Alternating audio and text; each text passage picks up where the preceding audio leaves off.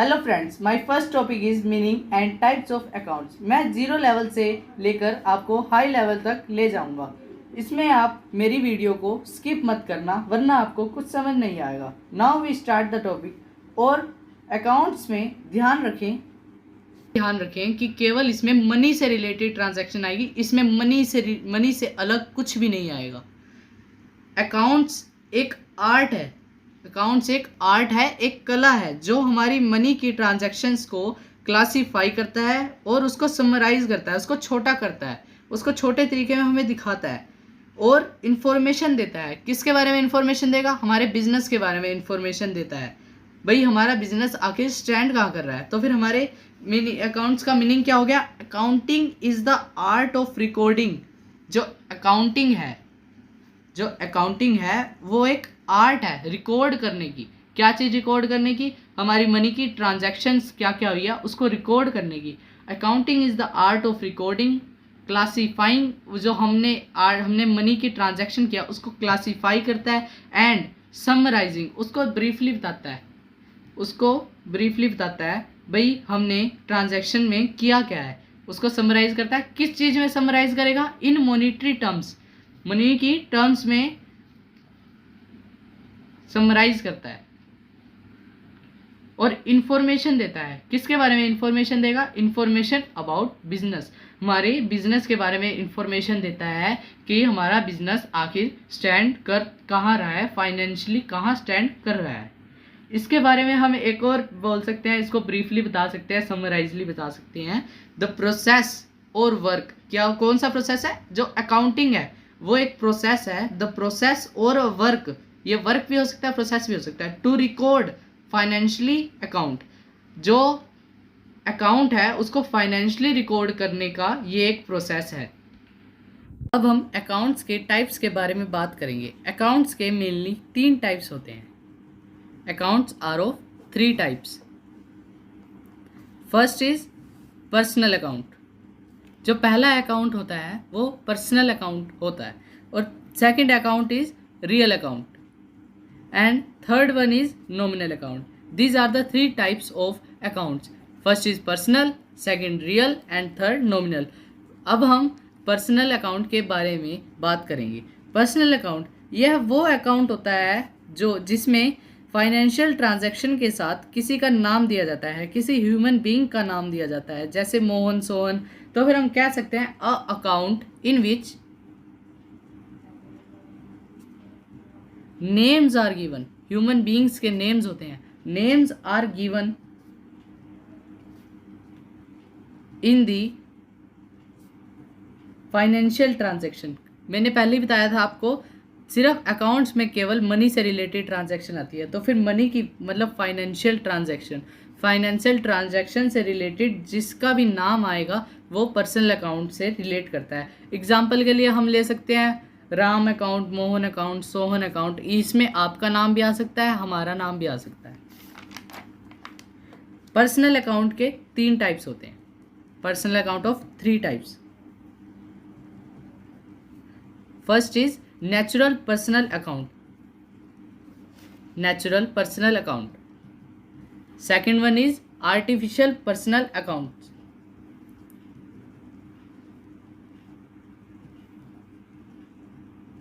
and third one is representative personal account.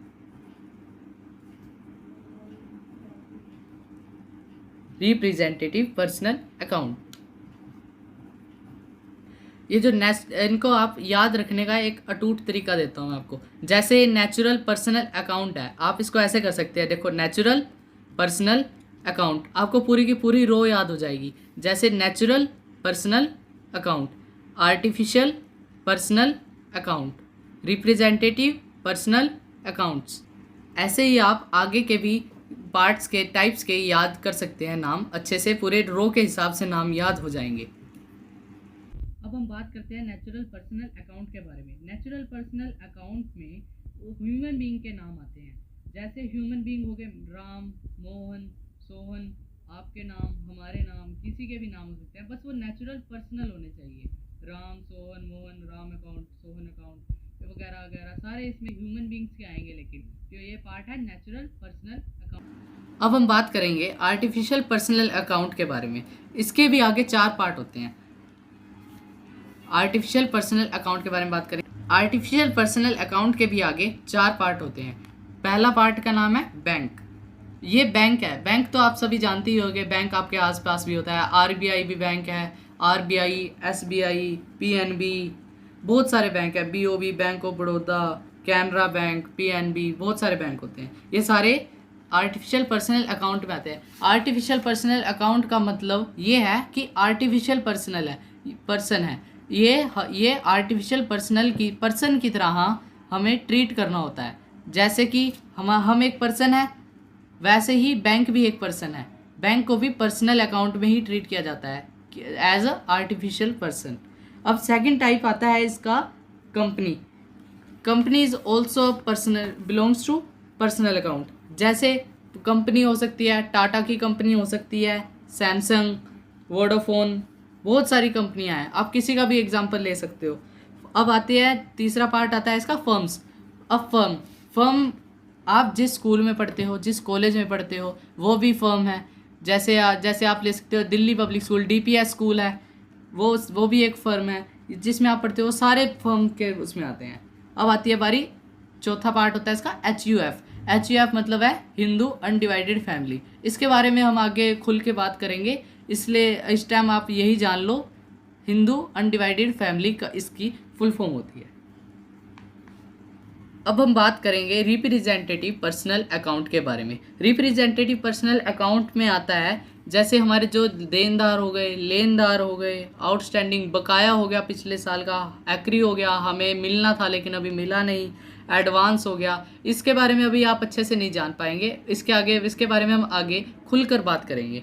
इसके लिए इसमें आते हैं डेटर्स आ गए, क्रेडिटर आ गए, डेटर्स आ गए, क्रेडिटर्स आ गए, आउटस्टैंडिंग आ गई। जितना हमारा पिछला बकाया है उसको हम आउटस्टैंडिंग कहते हैं। एक्रियो आ गए, भाई जो हमने कमा लिया पर हमें मिला नहीं है। अब बारी आती है रियल अकाउंट की। पहले तो हम ये देखेंगे कि रियल अकाउंट होता क्या है। रियल अकाउंट हम ये देखेंगे भाई रियल अकाउंट होता क्या है, आखिर रियल अकाउंट के अंदर आता क्या चीज़ है। The accounts of all those things, यह वह अकाउंट है जिसके अंदर सारी चीजें whose value can be measured, जिनकी वैल्यू मेजर की जा सकती है। किसमें? In terms of money, monetary form में, मनी की फॉर्म में। मैंने आपको पहले ही बताया था कि जो अकाउंट्स है उसके अंदर सिर्फ मनी से रिलेटेड बातें आती हैं, मनी से अलावा कुछ नहीं आता। इन टर्म्स ऑफ मनी इसके अंदर जो हमारे बिजनेस से रिलेटेड जितनी भी हमारी प्रॉपर्टीज़ हो गई, हमारी एसेट हो गई, वो सारी इसके अंदर है। एसेट होती है हमारी प्रॉपर्टी और एसेट एक ही चीज़ है। अब हम देखेंगे कि रियल अकाउंट के कितने टाइप्स होते हैं। Real account are of 2 types. Real account के 2 टाइप्स होते हैं, टेंजिबल रियल अकाउंट और इनटेंजिबल रियल अकाउंट। एक टेंजिबल रियल अकाउंट होता है, एक इनटेंजिबल रियल अकाउंट होता है।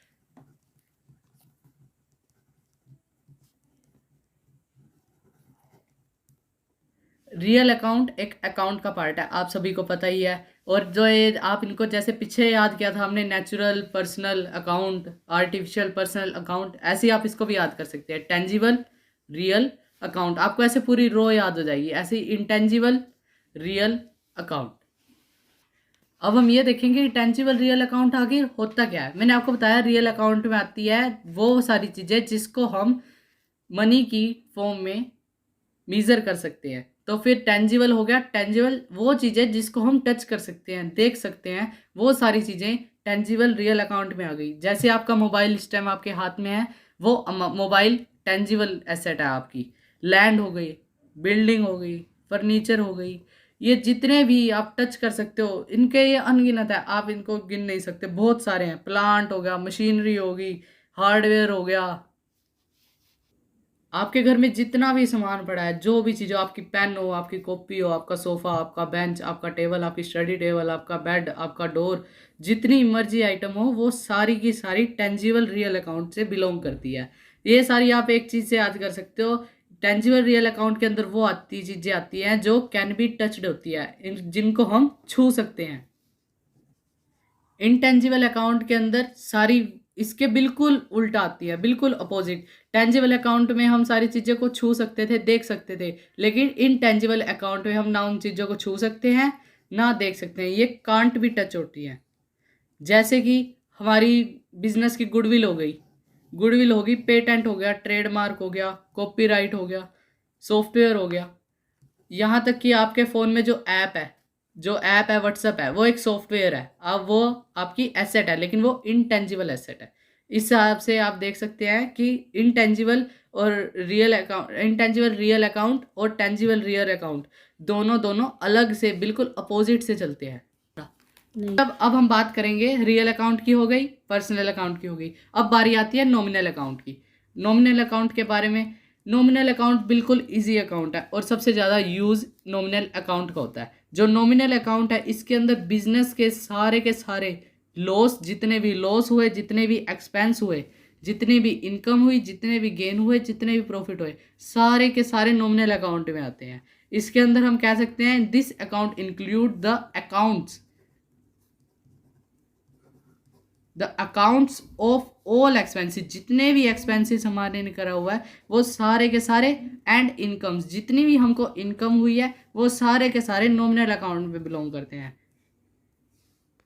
अब नॉमिनल अकाउंट के अंदर आपको पता लग गया एक्सपेंसेस आते हैं, इनकम्स आते हैं। अब ये इनकम्स और एक्सपेंसेस में क्या क्या आ सकता है, अब हम एक्सपेंसेस के बारे में पहले बात करते हैं। भाई एक्सपेंसेस में क्या आ सकता है?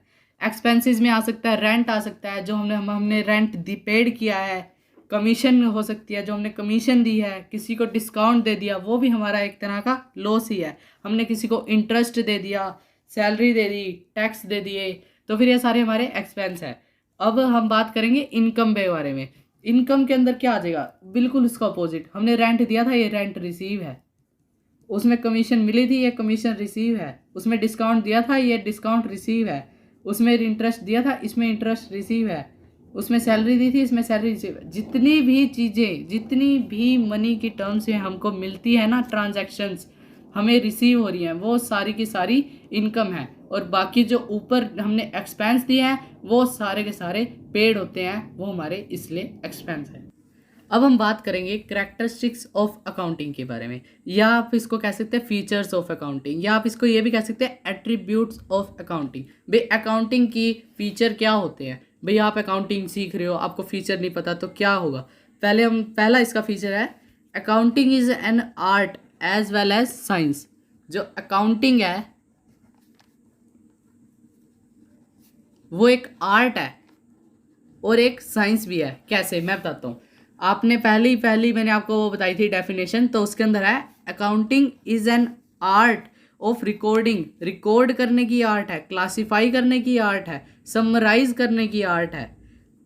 अब बिजनेस की ट्रांजैक्शन को जितनी भी है उनको एक आर्ट के रूप में रिकॉर्ड करती है। ये डेफिनेशन में भी बताया गया है। आर्ट में ये है, इसके अंदर बहुत सारे डायग्राम बनते हैं, परफॉर्मांस बनते हैं। इसके अंदर हम ये इससे कह सकते हैं भाई आर्ट है। अब ये साइंस कैसे है? साइंस की तरह, साइंस में जैसे आपने देखा है प्रिंसिपल्स होते हैं, न्यूटन्स के प्रिंसिपल होते हैं, न्यूटन लॉ होता है, बहुत सारे लॉ हैं। ऐसे ही अकाउंट्स में भी कुछ करने के लिए इसमें भी प्रिंसिपल्स होते हैं, जो आगे चलकर आप पढ़ेंगे भी। उसका चैप्टर का नाम है अकाउंटिंग प्रिंसिपल। अब हम बात करेंगे दूसरे पॉइंट के बारे में, recording of financial transaction only. अब इसके अंदर सिर्फ बोला हुआ है फाइनेंशियल ट्रांजैक्शन। ये तो बात आपको पहले से ही पता थी, मैंने आपको पहले ही बताया था कि अकाउंट्स में सिर्फ और सिर्फ मनी से रिलेटेड ट्रांजैक्शन होती है, मनी के अलावा इसके अंदर कुछ नहीं आता। फाइनेंशियली मनी से रिलेटेड ट्रांजैक्शन ओनली। अब तीसरा पॉइंट हमारा ये आता है कि recording in terms of money.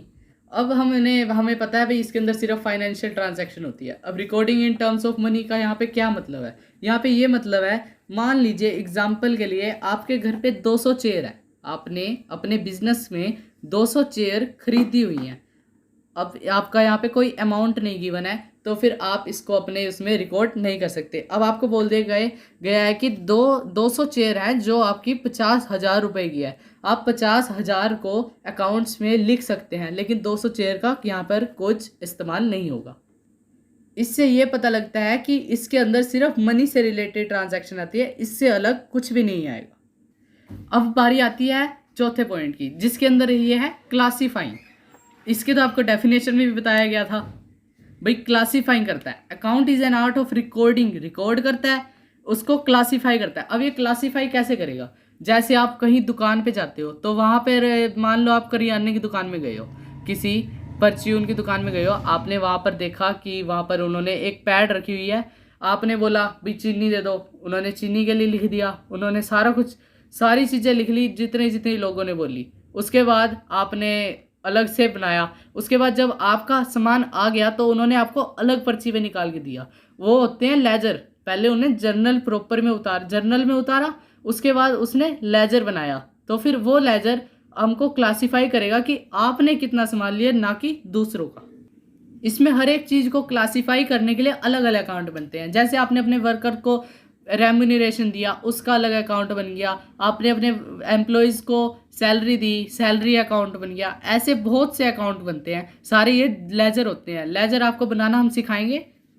फिलहाल हम बात करते हैं, अगले पॉइंट पे चलते हैं, समराइजिंग पे। समराइजिंग क्या होता है? समरी करना, किसी चीज़ के छोटे तरीके में दिखाना, ब्रीफली दिखाना। समराइजिंग, ये समराइज कैसे करता है? ये समराइजिंग करता है, ये समराइजिंग भी एक आर्ट है, एक कला है इसको समराइज करने के लिए इन यूजफुल मैनर, एक लाभदायक मैनर के अंदर दिखाना, एक अंडरस्टैंड वाली पोजीशन में दिखाता है हमको। भाई ये लेजर है, लेजर के अंदर परफॉर्मांस होते हैं, हमें ये बताता है कि हमने कौन सी चीज़ कहाँ लिखनी है। अब बारी आती है कम्युनिकेटिंग की। कम्युनिकेटिंग क्या होती है? एक दूसरे से विचार करना। अकाउंटिंग के एट्रीब्यूट्स हैं, जो उसके फीचर्स हैं, उसके अंदर कम्युनिकेशन को भी जोड़ा गया है, क्योंकि ये फाइनेंशियल डाटा, हमारे मनी के डाटा को, जितनी हमारे पास पैसा है, हमारी मनी है, हमारी फाइनेंशियल डाटा को यूजर्स तक पहुंचाता है, जो इसे बना रहा है उस तक पहुंचाता है। उसको बताता है कि पर इंडिविजुअल, पर एक बंदे की कितनी रिक्वायरमेंट है। And thank you for watching my video, and please not forget to like and subscribe my channel and keep watching.